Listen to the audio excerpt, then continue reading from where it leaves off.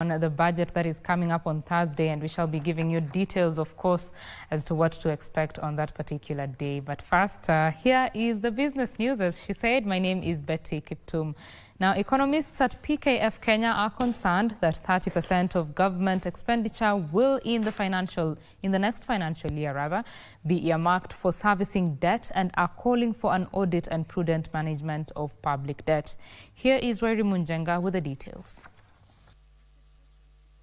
In their pre-budget analysis, economists at PKF Kenya say the 2.8 trillion shillings tax collection target for the financial year 2025-2026 is a tall order, since the number of eligible taxpayers and actual tax-paying Kenyans has widened. From a bottle of water that you will buy to quench your thirst, from any mobile money or banking transaction you will do, internet that you require for your day-to-day activities, for you to commute from point A to B, you're actually paying tax along the way.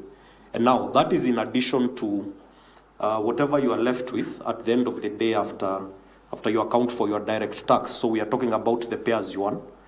We are talking about income tax for corporate entities, and you can actually see the tax burden is quite huge.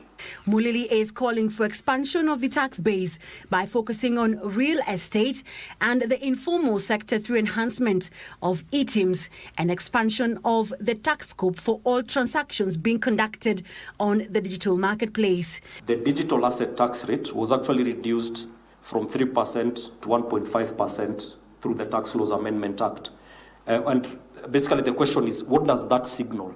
Does it potentially signal a situation where the government realized that they are not collecting as much as they expected from these transactions, and the incentive is basically to reduce the rate? He says the government needs to find the right balance between expenditure, tax revenue and public debt, noting that servicing of public debt and pensions is expected to account for 29% of the total budgeted expenditure, while critical sectors such as education is only taking 17%. It's important that we find the right balance.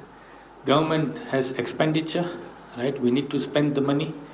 We need to collect taxes, and we also need to make sure that we can manage our debt, right? The debt has to be sustainable.